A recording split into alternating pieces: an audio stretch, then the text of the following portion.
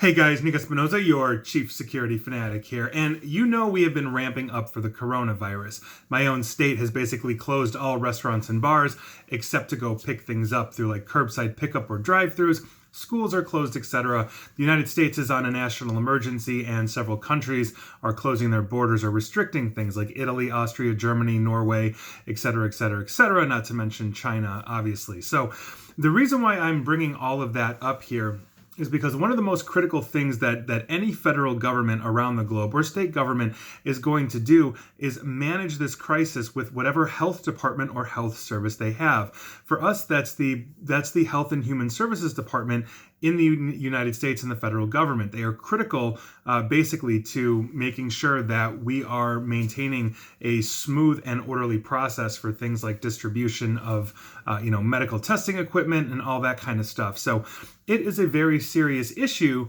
when we start getting news like Bloomberg just broke yesterday, and that is the U.S. Health and Human Services Department suffered a cyber attack on its computer infrastructure Sunday evening, basically during this entire response as people are starting to let's say panic, for lack of a better term. Now, the attack appears to have been intended to slow the agency's systems down, but apparently it didn't do so in any meaningful way. This is according to people in HHS that asked for anonymity with Bloomberg. It doesn't appear that the hackers took any data from the system, according to these people as well, and HHS officials are running under the assumption that it was a hostile foreign actor, and there is no definitive proof at this time. Now, HHS didn't immediately respond to any requests for comments on this, and many news outlets now, ABC, NBC, are now on the heels of Bloomberg reporting on this, and the White House as well as the National Security Council did not respond either.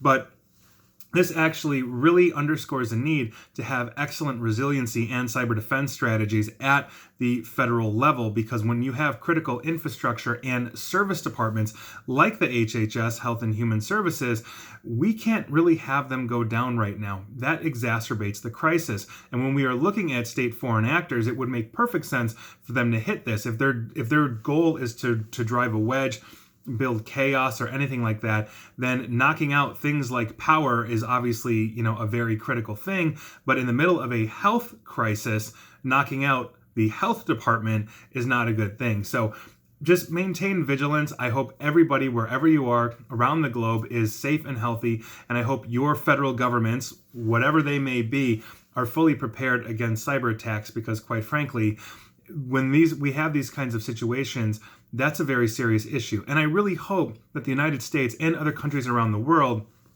would really band together and say, you know what, we are all in this together. Every country is going to get infected. Everybody needs to help everybody else. So please, let's not, play the game of politics here or espionage and start knocking out critical infrastructure. It really seems like that's odds are what it is. That or probably some kind of anarchist online, but we don't know. The news is coming in, and as we continue to get this information, I will continue to report on this, but it has been an absolute insane week. Obviously, the news has been dominated by the coronavirus, and unfortunately, this is the news I never want to hear, and I'm sure most of you, if not, hopefully all of you agree with me. And so that is your news of the day. Please stay healthy. And also, please like, share, follow me here on Facebook and Twitter at NickAESP, and please feel free to subscribe to me at YouTube as well. And as always, stay safe and stay online. Thanks, guys.